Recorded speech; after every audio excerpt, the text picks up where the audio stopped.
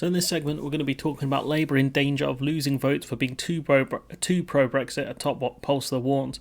And of course, you've got to note that a poll is just a snapshot in time, really. But we've got to hope that this doesn't become a growing shift. If you want Labour to win, at least a growing shift in kind of public opinion that Labour are too pro-Brexit and that people are going to use their vote to protest. Rather than back Labour in Labour seats that they can win. So Labour is in danger of losing votes for being too anti-Brexit, new polling suggests, as Keir Starmer faces growing calls from within his party to shift Labour's EU policy.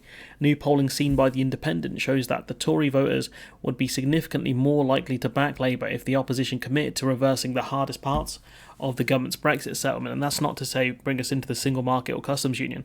That's just, I think, to make the TCA better, which the EU have kind of ruled out. But we'll get there when we get there, I guess. But I'm not really hoping for much, even with Labour trying to look at bits of the TCA. It's not looking good on that front.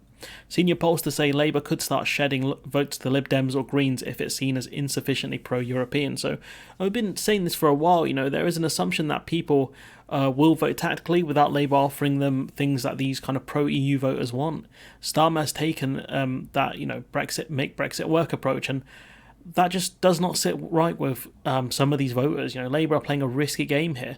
If it's assumed that Labour will win, then there's more chance these sorts of voters will vote Lib Dem or Greens out of protest.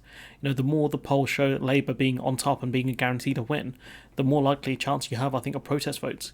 Given that Starmer and some Labour frontbenchers have tapped into some real xenophobia by being angry that more foreign people are getting work visas in the UK and kind of really maligning those people coming here to work, I don't think that's right at all. And I don't think that will go down well with certain voters. It doesn't sit well for me, that's for sure. Pro-European Labour MPs say the results are evidence against the, quote, received Westminster wisdom, end quote, that backing a hard Brexit is somehow a vote winner, and blaming kind of London-centric makes no sense, because this stuff will put off voters in London. What this is down to is aggressive triangulation geared at very specific swing voters. This, in my opinion, is done because Starmer thinks certain voters are a lock, and that they will tactically vote. They will hold their nose and vote Labour regardless, along with some more people maybe voting Labour because they're sick of the Tories, which again is a bold strategy. It comes as Starmer recommits the party to keeping Britain outside the customs union and the single market, and again rules out bringing back freedom of movement of people. And again, I would have no issue that, if Labour just said we can't rejoin the single market without being an EFTA or becoming an EU member. That's all they have to do. But instead they keep saying we can't rejoin the single market because that would mean freedom of movement. So because of some xenophobic voters, and that Brexit means, people seem to think Brexit means less immigration, or that's what they wanted from Brexit, Labour have taken this line of thinking. This again would be based on that aggressive triangulation we mentioned earlier. Labour has a commanding lead over the Tories in the polls, but there is growing evidence that the party's Brexit policy could start to become a liability. Wow, shocker. Delta poll asked voters whether they would be more likely to back Labour if the opposition gave EU citizens the right to live and work in Britain, which was Labour's official policy, Labour's policy, Starmer's policy during the leadership contest, which is kind of pulled back on a bit. We don't know what Labour's actual policy is on this. We're still waiting for an official thing to come out. And if they promise to align, the British economy with EU rules, they found that 16% of 2019 voters would be more likely to vote Labour if they backed the policies, with just 9% saying they'd be less likely. The rest said they would be unchanged. So you'd win around 7% potentially of Tory voters over with being more pro EU. So I'm not sure how accurate these polls would be in Labour versus kind of Tory seats, or even in Labour's internal polling, but it's clear that a certain percentage of voters would be more supportive of Labour if they gave EU citizens the vote and looked at more alignment towards the EU. Maybe these are kind of Tory voters that are pro EU. I don't know. Given that Labour seemingly pulled back on this, promise during, it's in draft, we'll have to wait and see. Given the backlash that they got from the Daily Mail and other right-wing papers on this policy, I imagine Labour might have this as a vague manifesto promise. They might say, we're going to, change voter laws or something like that, but they'll keep it very vague so the right-wing press don't attack them that much. But if they do that and they don't clearly announce it, then they're not going to win over these people. So, it doesn't really help if they do that. Crucially, a full 26% of people who voted Labour in 2019 said they'd be more likely to vote Lib Dem if they endorsed free movement and single market membership. And this is a big problem, especially if these people are in marginal seats. If they don't believe in Labour or just think Labour, if Labour won't do what they want them to, they'll vote in protest. These will probably be pro-EU Labour voters. I think that's who these people would be. Veteran pollster Peter Kellner, who oversaw the survey, told The Independent, quote, "There are two sides of this coin. Not only does Labour gain more than it loses from adopting these policies, I think it's in real danger of losing especially younger progressive voters. If there's a more pro-European party and Labour are perceived as far too cautious on Europe, Labour is in real danger of losing some of these progressive pro-European younger voters to the Lib Dems or the Greens," end quote. And I think one of the things we've got to remember is we're about 7 years off, from the coalition government that did so much damage to this country.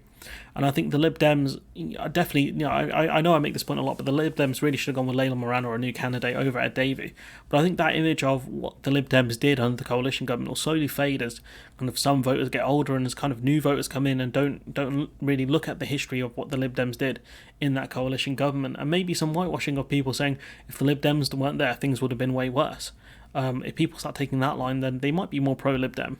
The Greens are a bit more tricky because they're a much smaller party than the Lib Dems, so there's less chance of them winning any seats outside of Brighton, and even that one's potentially in doubt. But we'll see. Sometimes people don't vote on the candidates they think are going to win; they vote for the candidates they like most. And it's clear that these people are maybe just frustrated with the two major parties. They might vote third party. It's hard to know for sure because Labour are so high up in the polls and the Lib Dems are not that high up. But the key really is voter dispersal. If they're in Labour safe seats, then Labour won't be concerned. But if they're in the marginal seats or the swing seats, then Labour are in big trouble in my opinion. Mr Kellner said that while many of these disgruntled voters would likely end up backing Labour in close races with the Tories, not all of them would, and that this could be enough for the Tories to hold on in some areas, saying, quote, "Even if just 1,000 of them or 2,000 withhold their votes from Labour because they're not significantly inspired by Labour on issues like Europe, this could make a difference between just winning and just losing a number of marginal seats. I don't think Labour is at risk of losing any significant number of voters from a more pro-EU stance. They're in danger of losing votes from being excessively cautious, from an excessive cautious stance. And I think those are the twin messages from this polling, quote. And again, it's just a couple of polls here, but it's clear that what this person's perception is that Labour are too pro-Brexit, and if they were more pro-EU, they would gain more voters. But again, it just depends on where they're dispersed.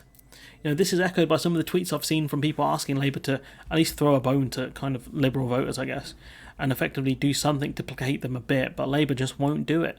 Labour continue to go after foreigners. It's just bizarre. If the Lib Dems, with their more positive pro-EU message, can take away voters from Labour in Tory versus Labour seats, it could allow the Tories to keep some of those seats. Again, it's going to be difficult for the Tories to win anything because they're so unpopular, but you just never know. And like I said, Labour are gambling on people tactically voting without offering them much to do so, beyond we're not the Tories. Stella Creasley, the Labour MP who chairs the Labour Movement for Europe, which commissioned the polling, said her party could win more votes at the next election by promising to, quote, act before the problems Brexit created are irreparable, end quote. And, the problems with Brexit are irreparable. You can't fix those. Let's be honest, it can be very difficult to fix those. The EU are waiting, I think, to see a trustworthy partner, and the UK going down this line just aren't going to be it. She says, quote, "This data shows the contrary to received Westminster wisdom. The British public want to see politicians tackling the damage they know Brexit is doing through practical policies that address the impact it's had on our ability to work, travel and trade, and that it will influence who people vote for at the next election," end quote, she told The Independent. Quote, "With businesses giving up exporting, jobs going overseas already, and coaches of kids stuck at our borders, there's only limited window in which to act before the problems Brexit have created are irreparable." The Withamshire MP said the polling showed that the public agreed that if, quote, "Labour prioritised measures like this, it can rebuild our relationship with our neighbours for the benefit of British workers and businesses," end quote. And I think it's possible. It's possible, but it will take time, and with the biometric checks kicking in and things like that, you're not going to stop the coaches of kids being stuck at the borders. Like, some of this stuff is guaranteed to happen. You can't change, and Labour will have a tough time of trying to fix things. But I think they can start looking at the areas where we can work with the EU to mutual benefit. If they start that process now, we'll be in a much better position. But they're really not doing that. And you've got pro-EU forces in Labour face an uphill struggle to shift party policy. The leadership has tried to neutralise Brexit as an issue by ruthlessly shedding promises to rewrite the Brexit settlement. Keir Starmer wrote in the Daily Express, that infamous article, quote, "Britain's future is outside the EU, not in the single market, not in the customs union, not with the return to freedom of movement. Those arguments are in the past where they belong. Pretending everything is going fine or ducking hard conversations." End quote. I think he said we can't pretend everything is fine. They've kind of misquoted him a bit there, but the point being is, like, you can't. These are not issues of the past. These are issues of the present, because they're the reasons we're facing these problems because of Brexit, because we left the EU. That's why we're facing the problems we are facing now. It's not hard to figure out, big man. It's pretty embarrassing, honestly, especially when you're saying the EU is taking our lunch and dinner money. Embarrassing. I think we're going to see a growing split in the Labour Party as the membership are very pro-EU, and I think a decent amount of the Labour MPs are as well, so that puts them at odds with what the leadership are doing and saying. With the EU ruling out any major changes to the TCA and saying that any changes will be done in 2026 instead of 25, it makes the revision will be done in 2026, not 25. It makes the whole make Brexit work thing look even more stupid. Starmer will have a tough time getting things to really benefit Britain. He will really have to focus on the areas of mutual benefit, but these will be small wins that I don't think will have a major impact on the UK economy. People can talk up random agreements like that, PEM and other random things, but these are small tweaks when really major changes are needed, and that looks very unlikely. Starmer is another brother who just wants to draw carefully within the lines when that just simply won't do. A sad sight indeed. But anyways, I'm going to leave it there. Let me know what you think in the comments below. Like, comment, share, subscribe, support the channel on Patreon if you can, and hopefully I'll see you in the next one.